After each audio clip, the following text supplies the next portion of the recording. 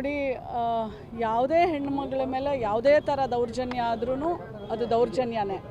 But ಈ ಒಂದು ವಿಚಾರವಾಗಿ ನಾನು ಹುಬ್ಳಿ ಧಾರವಾಡ ಪೊಲೀಸ್ ಇಲಾಖೆಯವ್ರ ಜೊತೆ ನಾನು ಮಾತಾಡಿದಾಗ ಅವ್ರು ಏನು ಹೇಳಿದ್ರು ಅಂತಂದರೆ, ಈ ಹೆಣ್ಣುಮಗಳ ಮೇಲೆ 307 ಸೆಕ್ಷನ್ದು ಒಂದು ಕೇಸ್ ಆಗಿರುತ್ತೆ. ಅದಕ್ಕೋಸ್ಕರ ಆ ಹೆಣ್ಣುಮಗಳನ್ನು ಅರೆಸ್ಟ್ ಮಾಡಲಿಕ್ಕೆ ಹೋಗ್ತಾರೆ.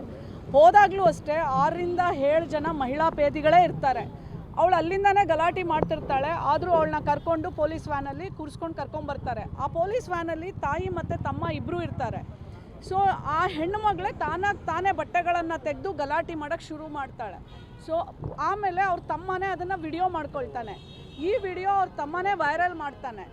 ಮತ್ತು ಅಲ್ಲಿ ಹೆಣ್ಣುಮಕ್ಕಳು ಇದ್ದಾರೆ ಪೊಲೀಸವರು, ಮತ್ತು ಅವಳು ತುಂಬ ಗಲಾಟೆ ಮಾಡಬೇಕಾದ್ರೆ ಅಲ್ಲಿಂದ ಒಬ್ಬ ಪೊಲೀಸ್ ಸಿಬ್ಬಂದಿ ಏನು ಕರ್ಕೊಂಬರ್ಲಿಕ್ಕೆ ಹೋದಾಗ ಒಬ್ಬ ಪೊಲೀಸ್ ಸಿಬ್ಬಂದಿನೂ ಹೋಗಿರ್ತಾನೆ, ಒಬ್ಬ ಪುರುಷ ಸಿಬ್ಬಂದಿ. ಅವನು ಹೆಲ್ಪ್ ಮಾಡಲಿಕ್ಕೆ ಟ್ರೈ ಮಾಡ್ತಾನೆ. But it was not possible. ಅಲ್ಲಿ ಆ ವಿಡಿಯೋದಲ್ಲಿ ಕಾಣುತ್ತೆ ಅವ್ರಿಗೆ ಆಗೋದಿಲ್ಲ. ಆದರೆ ನಾವು ಈಗ ಜುಡಿಷಿಯಲ್ ಕಸ್ಟಡಿಯಲ್ಲಿದ್ದಾಳೆ ಆ ಹೆಣ್ಣುಮಗಳು. ಸೊ ಹಾಗಾಗಿ ಅವಳ ಮೇಲೆ ಮತ್ತು ಅದನ್ನು ಅಕಸ್ಮಾತ್ ಜುಡಿಷಿಯಲ್ ಪೊಲೀಸ್ ಅವ್ರು ಮಾಡಿದರೆ ಅವಳಲ್ಲಿ ಜಡ್ಜ್ ಮುಂದೆ ಹೇಳ್ಬೋದಿತ್ತು. ಆದರೆ ಅವಳು ಅದನ್ನು ಯಾವುದೂ ಹೇಳಿಲ್ಲ. ಅವಳ ಮೇಲೆ ಏನು ಬೇರೆಯವರು ಆರೋಪ ಮಾಡಿದ್ದಾರೆ ಅದರ ಮೇಲೆ 307 ಆಗಿತ್ತು. ಅದರಿಂದ ಅವಳು ಜುಡಿಷಿಯಲ್ ಕಸ್ಟಡಿಯಲ್ಲಿ ಇವತ್ತಿದ್ದಾಳೆ. ಪೊಲೀಸ್ ಅವರ ಮಾಹಿತಿ ಇದು.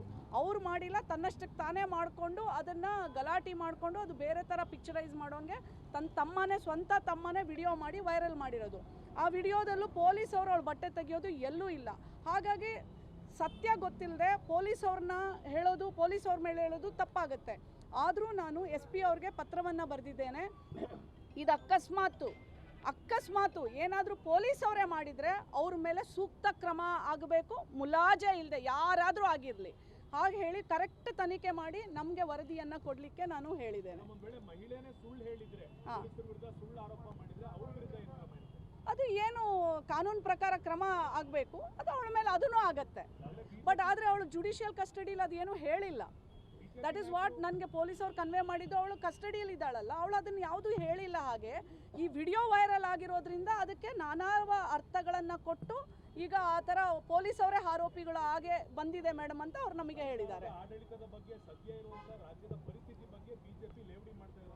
ಅಲ್ಲ, ನೋಡಿ, ರಾಜಕೀಯವಾಗಿ ನಾನೇನು ಮಾತಾಡೋಕ್ಕೆ ಇಷ್ಟಪಡೋದಿಲ್ಲ. ಬಿಕಾಸ್ ನಾನು ರಾಜಕೀಯ ಹೊರತಾಗಿ ಒಂದು ಹೆಣ್ಣಿನ ಪರ ನಮಗೆ ಮಹಿಳಾ ಆಯೋಗಕ್ಕೆ ಯಾವ JDS, ಯಾವ BJP, ಯಾವ ಕಾಂಗ್ರೆಸ್ಸು, ಯಾವ ಪಕ್ಷನೂ ಬರಲ್ಲ, ಯಾವ ಜಾತಿ ಬರಲ್ಲ, ಯಾವ ಧರ್ಮ ಬರಲ್ಲ. ನಮಗೆ ಹೆಣ್ಣು ಅಂದರೆ ಹೆಣ್ಣೆ. ಅವಳ ಮೇಲೆ ಯಾವುದೇ ಥರ ದೌರ್ಜನ್ಯ ಆದರೂ ಒಂದೇ ರೀತಿಯಲ್ಲಿ ನಾವು ಆ್ಯಕ್ಟ್ ಮಾಡ್ತೀವಿ.